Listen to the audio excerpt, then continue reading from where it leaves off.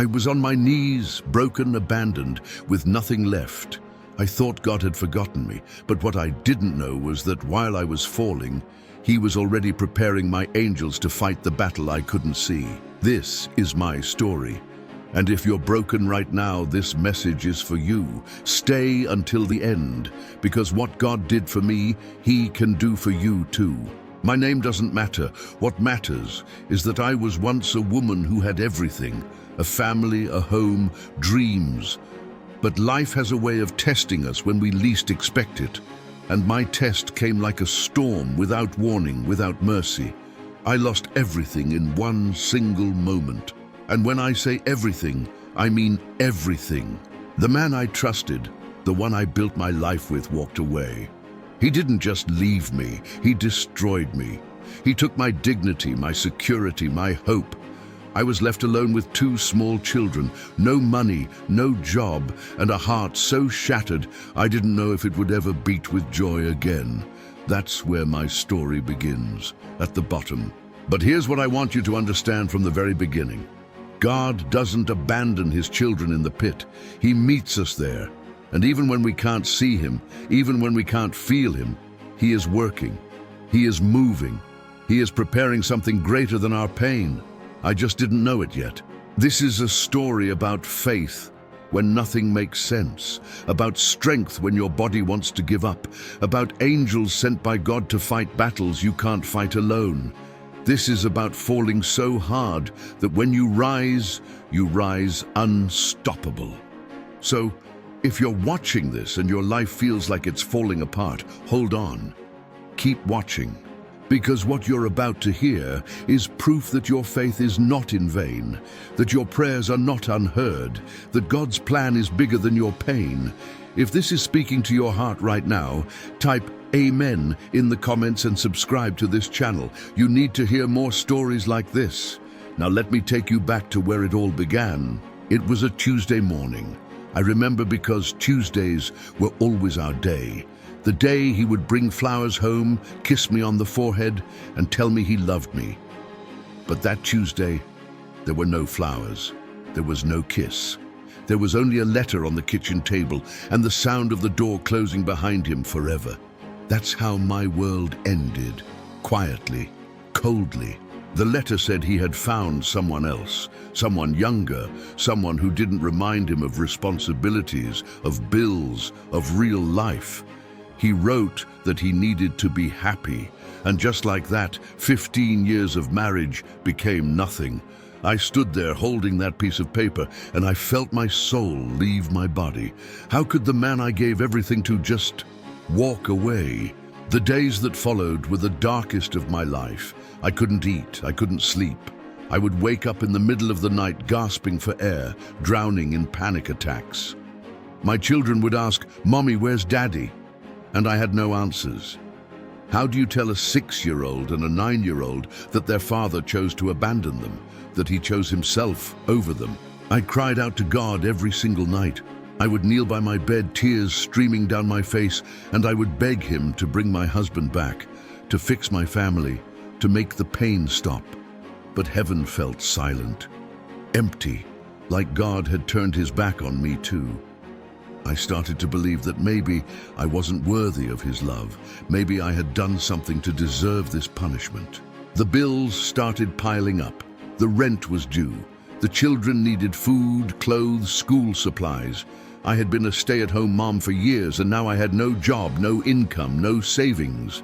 He had taken everything. The bank accounts were empty. I was drowning in debt I didn't even know existed. I felt like a failure as a mother, as a woman, as a human being. That's when the darkness really came. Depression wrapped around me like chains. I stopped answering the phone, stopped seeing friends, stopped going to church because I couldn't face people's pity. I was ashamed, broken, lost. But what I didn't know was that God was watching. He was preparing. He was about to send His angels. If this touched you, comment, "God is working," and stay with me. 3 months passed. 3 months of living in survival mode.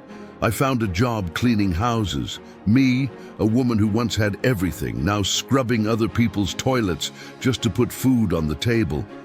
My hands bled from the chemicals. My back ached every night. But the physical pain was nothing compared to the pain in my soul. I felt invisible, worthless, forgotten by the world. My children started to change. My son became angry, violent at school. My daughter stopped talking, stopped smiling. They were suffering because of my brokenness, and I couldn't fix it. I couldn't fix anything. One night, my daughter looked at me with tears in her eyes and asked, "Mommy, does God still love us?" And I broke, because I didn't know the answer anymore. I hit rock bottom when the eviction notice came. We had 30 days to leave our home, 30 days to figure out where we would go, how we would survive. I had no family to turn to, no friends left who would help. I sat on the floor of that empty apartment, surrounded by boxes, and I screamed at God. I told him I was done fighting, done believing, done hoping. That night, I thought about giving up completely. The darkness whispered that my children would be better off without me, that I was a burden, that I was too broken to ever be whole again. But somewhere deep inside, a tiny voice, barely a whisper, said, "Hold on just one more day." I didn't know it then, but that was God speaking. That was his angel whispering life into my dying soul. I started having panic attacks so severe I thought I was dying. My heart would race, my chest would tighten, and I couldn't breathe. I would collapse on the floor, gasping, while my children watched in terror. I went to the emergency room twice. The doctor said it was anxiety, gave me pills, and sent me home. But pills can't heal a shattered heart. Only God can do that. The loneliness was suffocating. I had never felt so alone in my entire life. Even in a room full of people, I felt invisible, like I was screaming and no one could hear me. But God heard every cry, every prayer, every desperate plea in the middle of the night. He was preparing my deliverance. He was about to send his warriors. Type, "I'm holding on," if you're in your valley right now. It was a Sunday morning. I hadn't been to church in months, but something inside me said, "Go, just go." I didn't want to. I looked terrible. My clothes were old. My spirit was crushed. But I got my children dressed, and we walked into that church. I sat in the back row, hiding, hoping no one would see me, but God saw me, and he was about to move. The pastor preached about the woman at the well, the woman who had lost everything, who was broken and ashamed, who felt unworthy of love. And Jesus met her right there in her mess. He didn't condemn her. He didn't reject her. He gave her living water. As I listened, tears streamed down my face. It was like God was speaking directly to my soul, saying, "I see you. I haven't forgotten you." After the service, an elderly woman approached me. Her name was Margaret. She looked into my eyes and said, "God told me to talk to you. He wants you to know that your suffering is about to end. He's been fighting for you this whole time, and your breakthrough is coming." I didn't believe her. I thought she was just being nice, but she grabbed my hand and prayed over me with such power. That very same week, something miraculous happened. A woman I had cleaned houses for months ago called me. She said she owned a small company and needed someone to manage her office. She remembered how hardworking and honest I was. She offered me a job with a salary 3 times what I was making. I fell to my knees and wept. God had heard me. He had been working behind the scenes all along. But that wasn't all. 2 days later, a lawyer contacted me. Apparently, my ex-husband had hidden assets during the divorce, and the court had discovered it. I was entitled to compensation, child support, and part of his retirement fund. The money that came was enough to secure housing for my children and me, enough to breathe again. God was restoring what the enemy had stolen. And then the most beautiful thing happened. My children started healing. My son's anger melted away. My daughter started smiling again. They saw their mother rising from the ashes, and it gave them hope. We moved into a small but beautiful apartment. We had food, we had stability, we had joy again. God had sent his angels to fight our battle. Comment, "God is fighting for me," if you believe this. 6 months later, I didn't even recognize the woman I had become. The broken, defeated woman who couldn't get out of bed was gone. In her place stood a warrior, a woman who had walked through fire and came out refined like gold. God didn't just restore what I lost. He gave me something better. He gave me a purpose. He gave me a testimony. He gave me unshakable faith. I started attending a women's Bible study group. For the first time in my life, I wasn't ashamed to share my story.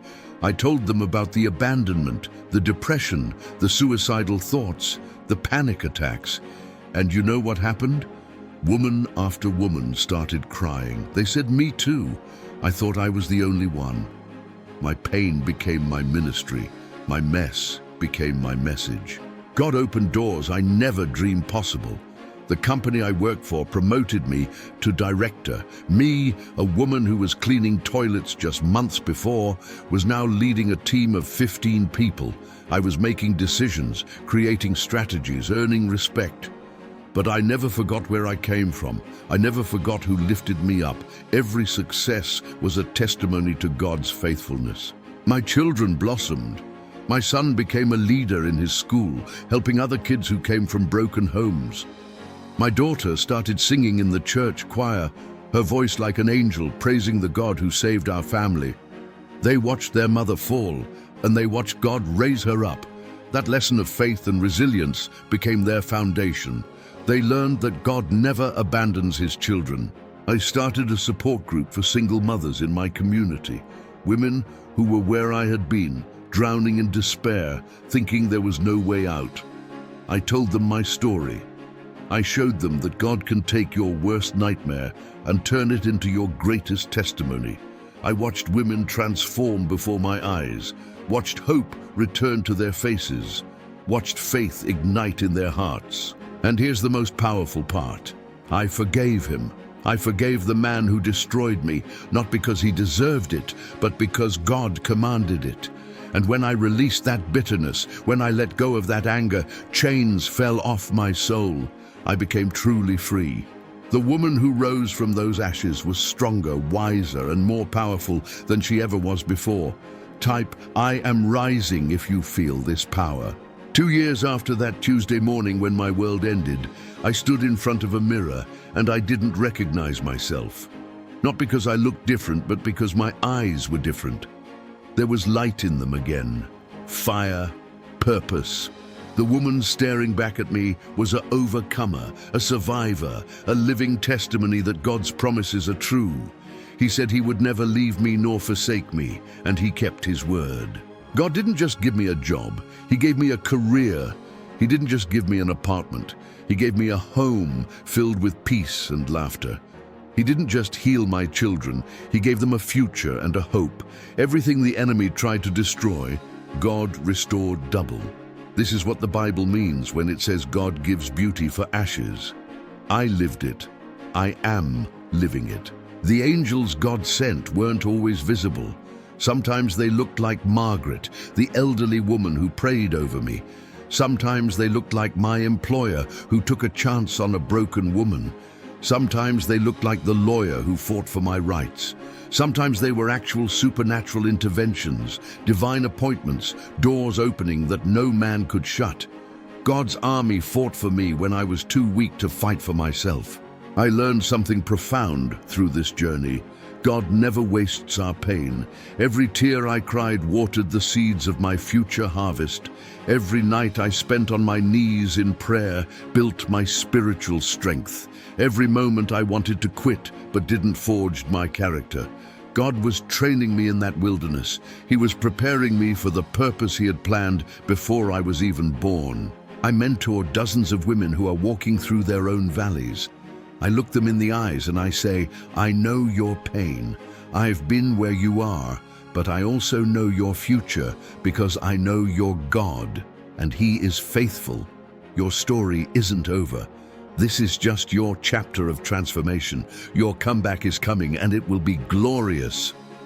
And I watch hope return to their eyes. My faith was not in vain. Every prayer was heard, every cry was collected, every moment of suffering had purpose.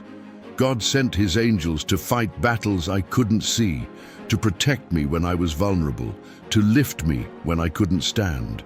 And He will do the same for you. Your breakthrough is coming. Your angels are already fighting. Believe it. Comment, "My faith is not in vain," and keep. So what's the lesson in all of this? What's the message God wants you to take from my story? It's simple but powerful. God allows us to fall so that when we rise unbreakable.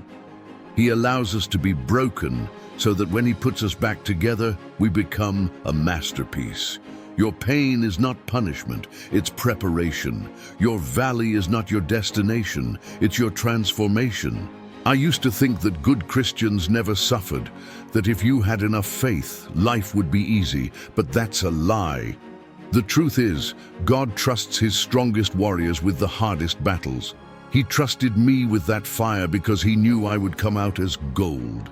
He trusted me with that darkness because He knew I would become a light for others. Your struggle is a sign of your strength, not your weakness. Here's what I want you to understand. When you're in your darkest hour, when you're on your knees crying out to God and hearing silence, He is not absent. He is working. He is moving pieces on the chessboard of your life that you cannot see. He is closing doors that would harm you and opening doors that will bless you. He is sending angels to fight battles in the spiritual realm while you rest in His promises. Your faith is never in vain, even when you can't see the results, even when nothing is changing, even when it feels like God has forgotten you. He hasn't. He is building something beautiful in the unseen realm, and when it manifests in the natural, you will fall on your knees in awe of His faithfulness. Every prayer you prayed is stored in heaven. Every tear you cried is in His bottle. Nothing is wasted with God. And here's the most important truth. You are never alone. God has assigned angels to fight for you, protect you, and guide you. You may not see them, but they are there, working behind the scenes, opening doors, blocking attacks, preparing your breakthrough. Your job is not to figure out how God will do it. Your job is to trust that He will. Faith is believing when you cannot see. So if you're in your valley right now, I'm telling you what God told me through Margaret. Your suffering is about to end. Your breakthrough is coming. Your angels are already fighting. Don't give up, don't quit, don't stop believing. Because on the other side of this pain is a purpose so powerful, so beautiful, so anointed, that you will thank God for every single tear. Hold on, victory is yours. Type, "I will not give up," right now. We've reached the end of my story, but this is just the beginning of yours. Everything I've shared with you, every tear, every triumph, every testimony was meant for this moment, for you, because you didn't stumble upon this video by accident. God led you here. He wants you to know that what He did for me, He will do for you. Your story is being written right now, and it ends in victory. Maybe you're watching this and you're in that dark place I was in. Maybe you're on the floor right now, broken, abandoned, hopeless. Maybe you've been crying out to God and feeling like He's not listening. I need you to hear me. He is listening. He hears every word. He sees every tear, and He is preparing your angels right now. Your breakthrough is closer than you think. Don't give up. Not today, not ever. Or maybe you've already had your breakthrough, and this story reminded you of where you came from, of how far God has brought you. Then this is your reminder to never forget, to use your testimony to lift others, to be the Margaret in someone else's story, to be the angel God sends to fight for someone who's too weak to fight for themselves. Your survival was not just for you, it's for them. I want you to do something right now. I want you to speak life over yourself. Say it out loud. My faith is not in vain. God is fighting for me. My angels are working. My breakthrough is coming. I will rise. I will overcome. I will be a testimony. Say it again and again until you believe it, because words have power, and your declaration activates heaven's response. This channel exists to share real stories of real people who overcame with real faith. Stories that prove God is still in the miracle business. Stories that give hope when life feels hopeless.